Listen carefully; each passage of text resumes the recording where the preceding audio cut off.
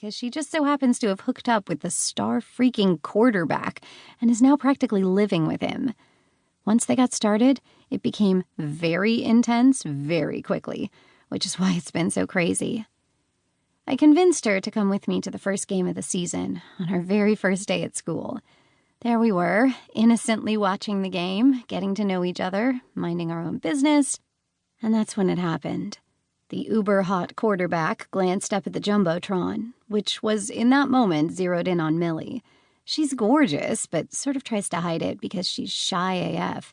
But the camera person just stayed on her as a gust of wind blew her hat off, letting loose her hair, which is a really unusual and amazing shade of pale reddish blonde. I don't know why she keeps it hidden all the time, but she always wears it tucked into her hat. And suddenly, there it was in all its golden glory, dramatic and glowing under the spotlights on the big screen.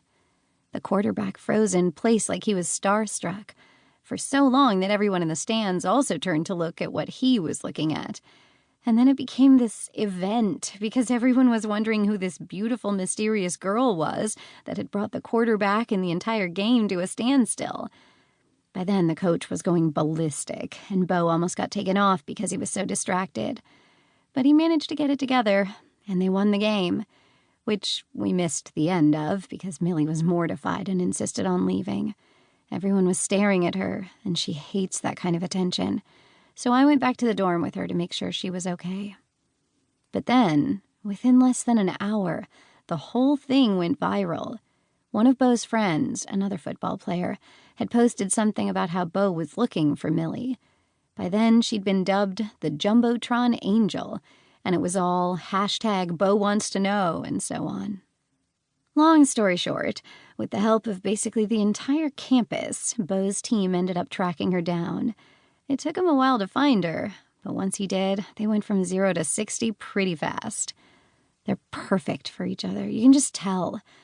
I'm not an expert at matchmaking or anything, but it's just a fact. You can see it by the way they gaze at each other in this annoyingly, in a good way, and basically in the kind of way you wish you were gazing at someone, loved up kind of way. Anyway, I haven't seen a lot of Millie since all that happened.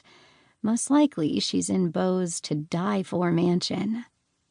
Even though Millie and I haven't known each other that long, and she never even ended up spending a single night in our dorm room, we really clicked, and I miss her.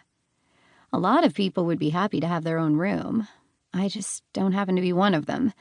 Growing up as the youngest of 4, actually 5, but that's a story for another day, we always had a lot of people coming and going in our house.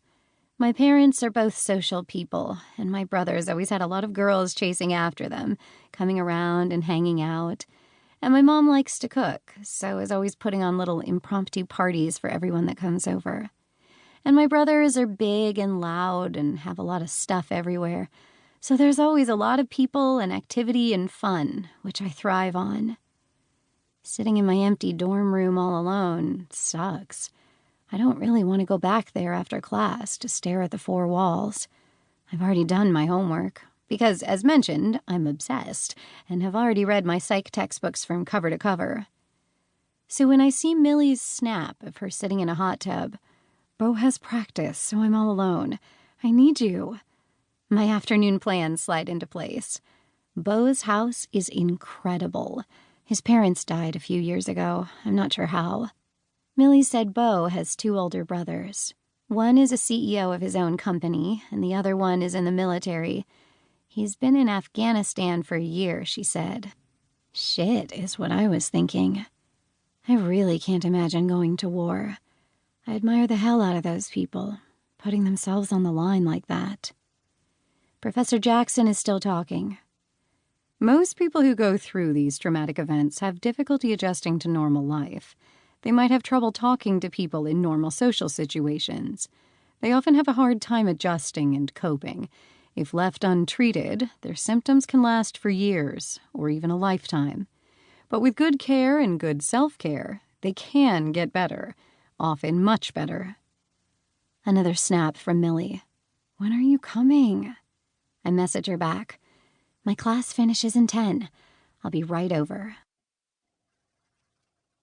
Chapter 2. Caleb. McCabe!